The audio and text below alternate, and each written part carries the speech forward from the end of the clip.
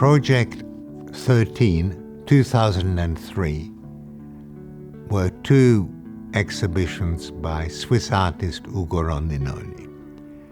But before that, I want to talk of very important changes that year. I retired and closed my fabric business, and at the same time the government gave us non-for-profit status. We formed a small board, our own officers, and we decided to have at least one project a year. Ugo Rondinone was the first artist in these, if you like to say, official run of projects.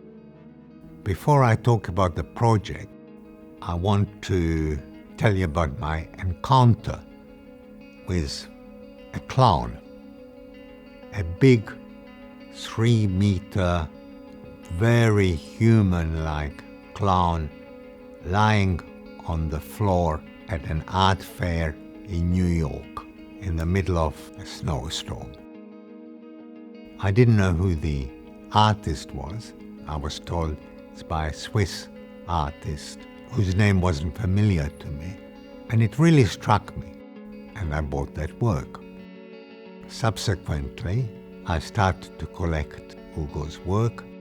Eventually, I got to know him, and then I decided it would be great to invite him to do a project in Australia, because from the beginning, that was really my desire, as I always saw that collecting is something quite selfish. You see it, your family, your friends see it, but the public doesn't really.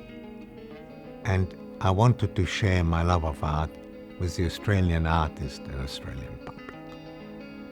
Ugo, to me, is a real visual poet.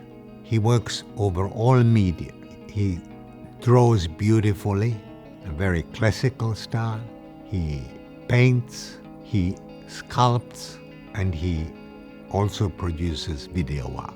So over the whole spectrum of visual representation. They're all very, very different. It's sometimes hard to pinpoint that they're done by the same artist. One of his signature works were giant signs on top of buildings, very enigmatic. He was thinking of doing a big sign, Our Magic Hour, which really resonated both for Naomi and I. It was the largest sign that Ugo has done to date, and it was a real engineering feat, very elaborate design, and it was specifically designed for that site.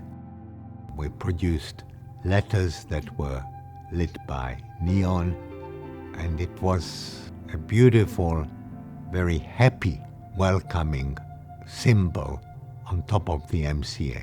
You could see it from the other side, from the Opera House, especially at night. It lit up the sky. To accompany the exhibition in Sydney, he showed a couple of clowns, which subsequently I have purchased and are now donated to the art gallery. Also, video works featuring clowns, big spray-painted targets that are really hypnotic, and again donated to the art gallery, and really a very strong representation of his artistic vision. It had a great reception in Sydney, and then also he did a project in Melbourne at Eka, completely different. As you entered the exhibition space at Eka, he created a big wooden X that partly blocked the entrance. The whole Melbourne exhibition was much more contemplative than the Sydney. But it was good to have two completely different takes on Ugo's art. It's interesting that while our projects are temporary, some of the works, by their very nature, are not temporary. And Naomi subsequently purchased the big sign, Our Magic Hour, and erected it on top of her office building in Melbourne. And it's still there after 20 years, lighting up the Melbourne sky.